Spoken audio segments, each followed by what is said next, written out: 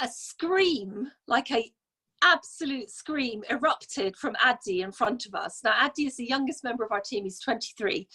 And of course, Ibrahim and I looked up, and there was Callum, the lead camel, his lead camel, up to his chest in the sand. And we basically hit quicksand.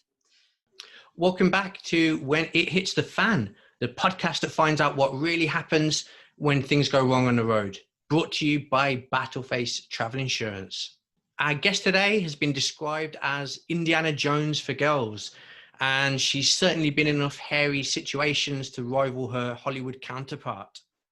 Whether it's competing in the grueling Marathon des Sables, which sees participants taking on 6 marathons in 6 days across the unforgiving landscape of the Sahara Desert, or being the first woman to trek the 1,500-kilometer length of the Dra River in Morocco, Alice Morrison is never too far away from adventure. In 2015, she accomplished a world first with the Atlas to Atlantic trek, hiking from the highest point in North Africa, Mount Toubkal, to the Atlantic Ocean. And in 2016-2017, she embarked on an Arabian adventure from Morocco to Timbuktu as part of a BBC Two documentary series. Alice hosts her own podcast, Alice in Wonderland, and we will put a link in the video description below so you can check that out. But that's enough backstory. Let's hear from the woman herself.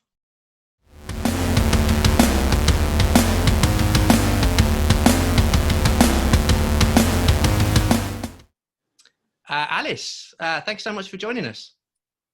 My pleasure. Nice to see you. And you. And I understand you're currently back in the UK. I am. I came over 11 days ago, so today is my first day out of quarantine. And this was straight from Morocco? Straight from Morocco, yeah. Drove down from the mountains to Marrakesh, got on the plane and started on the very long journey back, which complicated by COVID, of course, like everything is. Like everything, absolutely. And as I understand it, then your tale of a kind of near miss or perilous situation actually took place in Morocco as well. Is that right? It did, and it took place just under a year ago, actually. About 11 months. 11 months ago, yeah. Now, I know you've done a couple of expeditions in Morocco. Which one was this part of? So I started off by becoming, I decided to walk the length of the Dra River, which is the longest river in Morocco. It's probably about 1,500 kilometers. And I did that and then liked it so much that my expedition organizer, Jean-Pierre, said, Alice, he's French, Alice, why don't you just join it up and do the whole of Morocco? So I did 2 more legs, Sahara, which I was doing this time last year. I was actually in the Sahara. And then the north part, which I've just finished, and I finished at the end of October. So I actually managed to pop out a proper exploration expedition this year, which, after Corona, which I'm kind of proud about. Absolutely, yeah. So whereabouts was this in Morocco then, where the incident actually took place? So this was during the Sahara expedition, which was walking from Tantan, roughly on the Atlantic coast, down to Morocco's border with Mauritania in Guerguerat, which is also, depending on your politics, is also part of a disputed area called the Western Sahara. So this was about 20 days walk from Guerguerat, so south of Dakhla. Okay. Do you want to tell us what happened? Yeah. So we were, just to give you a bit of context for the expedition, it was myself, my 3 Amazigh guides, Amazigh Berber guides, Addi, Brahim and Lahu, and our 6 camels, Hamish, Callum, Alistair, Sausage, Hector, and we were walking quite near the coast. So our route had taken us inland. We started off inland, but then we moved out to the coast and then we moved slightly inland again. So we were varied through. There were lots of complications in this expedition, not least the last 10 days was completely through a landmined area because it is an area under military dispute. In fact, there has been a flare-up of fighting there in the last few weeks. So there were certainly, I would say, perils involved, but some perils you don't expect. So we were walking along. The biggest peril for us was running out of water, and self-evident, if you don't have water, you will die. And unlike the camels, we can't go for very long without water as human beings. And that was really, the big lessons from nature are nature is bigger than any human and can crush you. So we were always looking for water, and actually there were very few wells on this expedition. We had to rely on the generosity of the nomads that we met, and they would supply us with water. But we'd found a well, so we just filled up, and we took these enormous plastic containers to fill up with water. And then the reason we had the camels, we didn't ride them, was to carry our food, our supplies. So we just filled up. The camels were very heavily laden, and we were walking in formation. So Addi and Lahu were at the front with 3 camels, Callum, Alistair and Sausage. And then behind them was me and Brahim with our 3 camels, which was Hunter. Let me just get this in the right order because it is kind of important. It was Hunter, Hamish, Hunter, and another camel whose name I've temporarily forgotten, which is very bad of me. Is it Hector? Hunter. Hector! How could I forget Hector? Well done. So we were walking along very calmly, and that day we saw in front of us what we call a sabkha in Arabic, and the sabkha means a depression, and we were about, I'd say, 10 kilometers from the coast. And normally we would avoid the sabkha because it's like a depression and the sand is quite soft. And this day, Lahu and Brahim had an argument. Now, Brahim was the head of our expedition, and Lahu was older. And certainly in the Muslim culture, you have a great respect for your elders. And also on an expedition, as Brahim said to me, I'm the leader, but we're all in this together. You can't always have your own way. So he deferred to Lahu, who said, look, it's going to take us an extra day to go around the sabkha. Let's just go straight across. It looks pretty firm. We'll be fine. And we decided to cross the sabkha. So what are some of the risks of crossing a sabkha normally? The risks are that you'll come across water and it will cut you off. So because it's water underneath. So you might come across, you'll be halfway across and there'll suddenly be a great big blooming river valley sweeping through it that you can't see from a distance because it goes down. That's one of the big risks. The other risk is quicksand. I mean, that is the risk of the sabkha, really. So we crossed this, and we were just walking along, and Brahim and I were chatting, and I was saying, oh, Brahim, it's really, this is fine. We've been walking for about an hour. I was like, this is not too bad. It feels like the sand's really firmed up here, because it's not only is it a risk on soft sand, it's also very tiring, frankly, walking on soft sand, as you all know. So we're walking along, and almost as soon as those words left my mouth, a scream, like a absolute scream, erupted from Addi in front of us. Now, Addi is the youngest member of our team. He's 23. And of course, Ibrahim and I looked up, and there was Callum, the lead camel, his lead camel, up to his chest in the sand. And we basically hit quicksand. So from complete and utter calm, just walking along, chatting, suddenly we were in mayhem, in complete and utter chaos. Addi was screaming, Lahu, get here. Lahu ran up, and they were trying to drag Callum out of the sand. Now, I mean, a camel weighs a couple of ton. You can't lift a male camel. Callum is plunging and rearing and roaring. Camels make this kind of roaring sound. And the thing is, they're tied together. So each camel is on a halter around its bottom teeth, a rope tied to the chest of the next camel, so that they're tied in with each other. So Callum basically pulled Alistair, the next camel, down with him into this quicksand. And this all happens. The amount of time I'm talking to you now, it's already over, but at the time it seems to take forever. So the men and the camels have a very, very strong bond because they've been working together and walking together for years. And Addi has the trust of his animals, and he managed to drag Callum's head up, and combination of making him move back, pushing him back and pulling him, he got his front legs out of the sand, because with quicksand, the danger is that the animals will hit the water underneath, because it's basically a layer of what feels like steady ground, but it's not, onto water. And if you hit the water, that's it, you're dead. Your animal will drown, and it won't drown in the water, it will drown in the sand, which is a horrific death.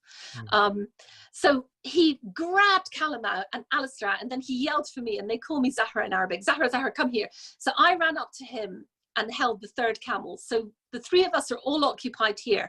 Brahim had immediately, when he heard the screams, turned the other three camels back to head back for shore, effectively. So he was immediately walking back, tracing our footsteps, which is what you do in a landmine and what you also do in quicksand. So we got the camels up, and it was like, I was leading them on, turned around, tracing our footsteps, and 2 seconds later, suddenly Brahim's lead camel goes down, Hunter.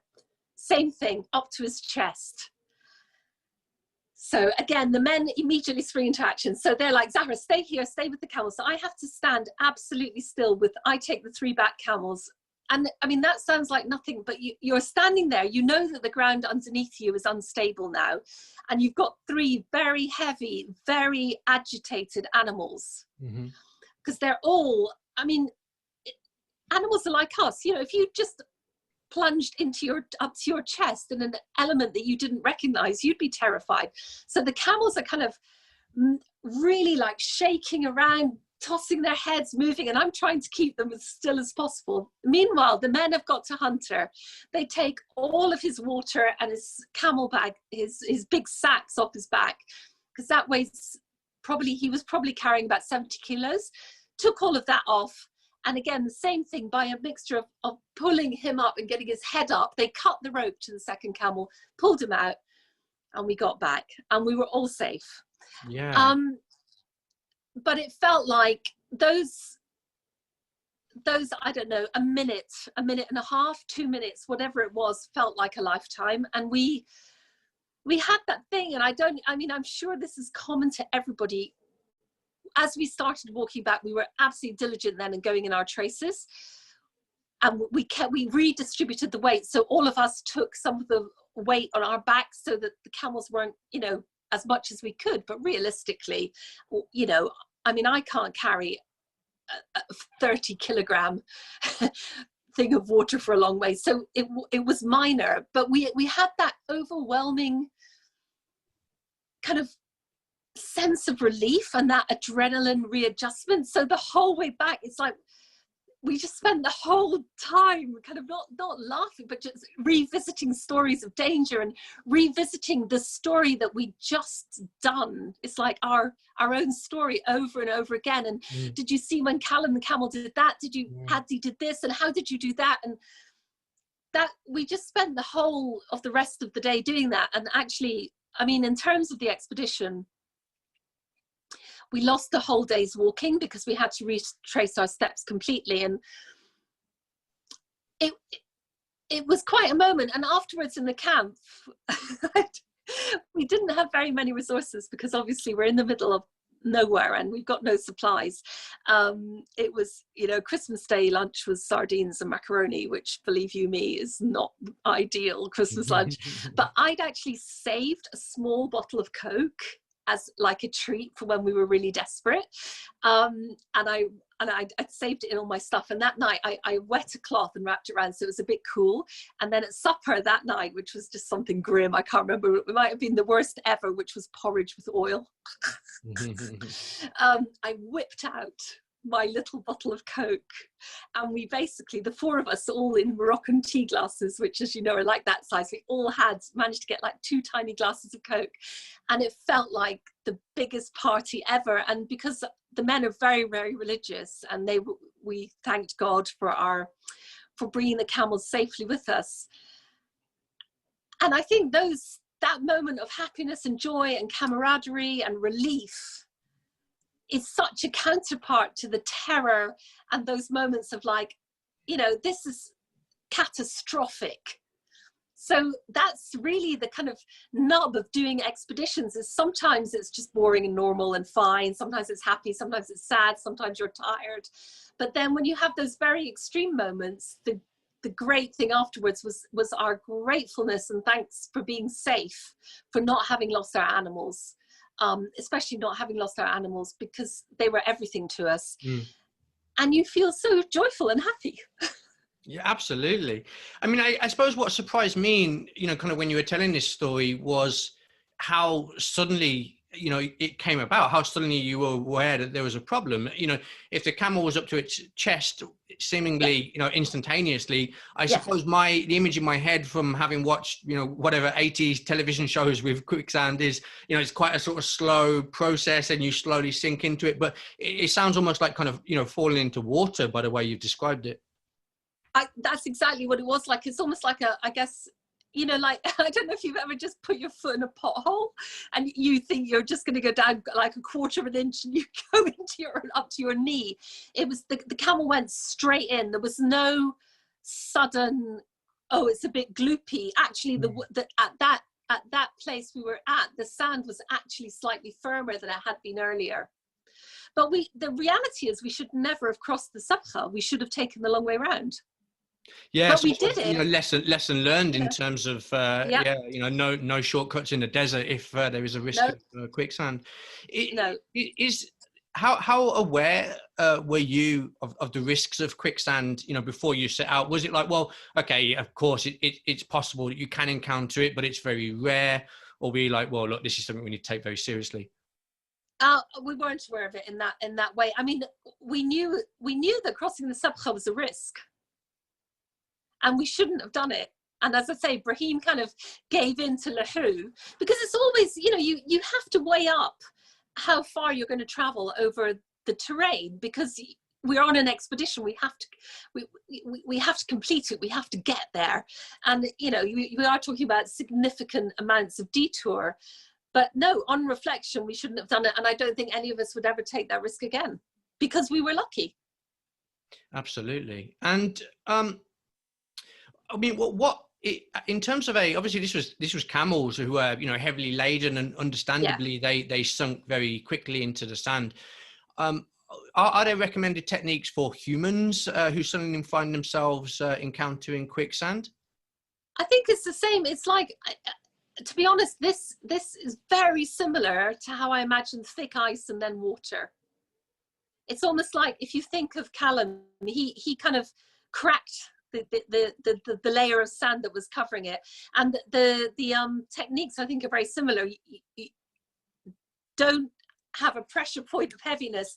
You need to distribute the weight and try and get out that way. So you would use a branch or a rope or something to try and pull the person out that way. Yeah, maybe lie on your back or front so you can kind of drag yourself out, and not distribute your weight through the bottom of your feet only. Exactly. Don't keep yourself in a vertical position. You want to distribute your weight. And do not. I mean, the problem for the camels was they were flailing. That you can imagine a camel. They're very big, heavy beasts, and they were flailing. So they had these huge legs kind of churning up the sand. And of course, when you do that, you're much more likely to go down into the water beneath. So that's why the speed with which Adi reacted, particularly, was completely crucial. I mean, Berbers are, famously desert survival experts, I suppose. How useful was it to have those kind of seasoned, desert travelers or desert dwellers, on your side and with you when this was happening? Well, I mean, I was like, they I talk about the expedition because I'm the writer, and I've done the TV, and I'm the storyteller, if you like. But the expedition was an expedition of 4 of us, and of the 4 of us, I was by far the least useful. I was the men did they were everything. They were completely myself. There is no way I could have done that solo. Actually, I don't think any person would want to or could do that solo, because you need to have enough people to carry the water, is the truth. You need to have enough water with you, and you can't actually carry enough water for yourself for, say, 8 days when you can't refuel. But yeah, they their knowledge of the region, their knowledge of how to find water. Do you know how to find a well? very few people do. And when you're walking, something that's a kilometer away is not visible to you. So you could pass within a kilometer of something to save your life and you wouldn't see it. So yeah, absolutely, having the men was everything. I mean, they were my guides. They taught me all of my hard-won desert craft. And so yes, they were everything to me, and there's no way I could have done it on my own. Wow. Alice, what's next for you? You know, you said you're heading back to Morocco. Is this for the next stage of the current expedition? Do you have any other expeditions planned for the area? No, I finished my trilogy across Morocco. So I've now walked the whole length of Morocco with my camels and explored and found a lost city, dinosaur footprints, combated snakes, been in quicksand, walked across landmines. Don't do that last one. So no, my next adventure will be outside of Morocco. But I live in Morocco, so I'm going back to live and to write my book. I've just been commissioned by Simon Schuster, so I've got to get a couple of months of heavy in. Fantastic. Well, of course, you know, we know you're very active on social media, and of course you have your own podcast. So we will be sure to put your details in the description of the video below, so that people can find out more about you, about the expeditions you've done, and of course about future expeditions. But until then, Alice, thanks so much for joining us. My pleasure. Thank you very much. Cheers. Bye-bye. Well, that's about as much as we've got time for this episode. It's fantastic listening to Alice's story. And again, if you want to check her out, we will put the link for her website, podcast, and her social media handles in the description of the video below. Join us next time when we're going to have some more fantastic guests on When It Hits the Fan. And of course, if you give us a like, we would appreciate it greatly, and subscribe if you want to be informed of when the next video is coming out. Until then, goodbye.